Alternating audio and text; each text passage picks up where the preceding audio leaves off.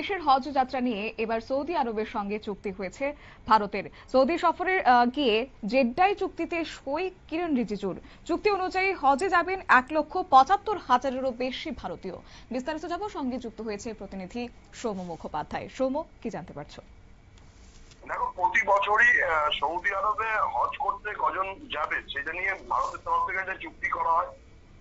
সম্প্রতি কিরেন রিজিজু, ভারতের সংখ্যালঘু বিষয়ক মন্ত্রী, তিনি সৌদি আরব সফরে গেছেন এবং সেখানে গিয়ে তিনি জেদ্দাতে সৌদির যিনি হজ মন্ত্রী তার সাথে বৈঠক করেছেন দ্বিপাক্ষিক, এবং তারপরে তিনি হজ সংক্রান্ত যে চুক্তি সেটা সৌদির হজ এবং উমরাহ মন্ত্রী তৌফিক বিন ফৌজান আল রাবিয়ার সঙ্গে সেই চুক্তি সই করেছেন। 7 থেকে 9 তারিখ অব্দি সৌদি সফর করেন রিজিজু। সেখানেই বিভিন্ন বিষয় নিয়ে আলোচনা হয়, পাশাপাশি দুদেশের মধ্যে কিভাবে সমন্বয় বৃদ্ধি করা যায় সেটা নিয়ে আলোচনা করা হয়। যেটা জানা যাচ্ছে যে জেদ্দা সাউফ এলাকায় হজ এবং উমরাহ সংক্রান্ত বিভিন্ন এলাকা ঘুরে দেখেন কিরেন রিজিজু। পাশাপাশি হজের প্রস্তুতির জন্য রিয়াদের ভারতীয় দূতাবাস এবং জেদ্দার ভারতীয় কনসুলেট জেনারেল আধিকারিকদের সাথে আলোচনা করেন। যেটা জানা যাচ্ছে যে এবছর 2026 সালে হজ যাত্রার জন্য ভারতবর্ষের 1,75,025 জনকে অনুমতি দেওয়া হবে, সেই বিষয়ে চুক্তিটা সই করা হয়েছে।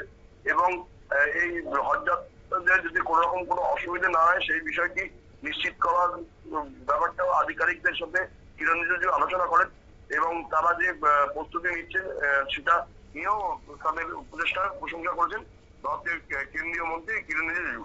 এবং এই বিষয়ে কোন রকম কোনো দরকার পড়লে যারা হজ যাত্রী নথিভুক্ত হবেন ভারত থেকে সৌদি যাওয়ার জন্য, তারা যেন ভারতীয় দূতাবাসের সাথে যোগাযোগ রাখে সেই বার্তাই দিয়েছে কেন্দ্রীয় মন্ত্রী কিরেন রিজিজু। ধন্যবাদ। চুক্তি অনুযায়ী আগামী বছরে হজে অংশ নেবেন 1,75,000-এরও বেশি ভারতীয় হাজি।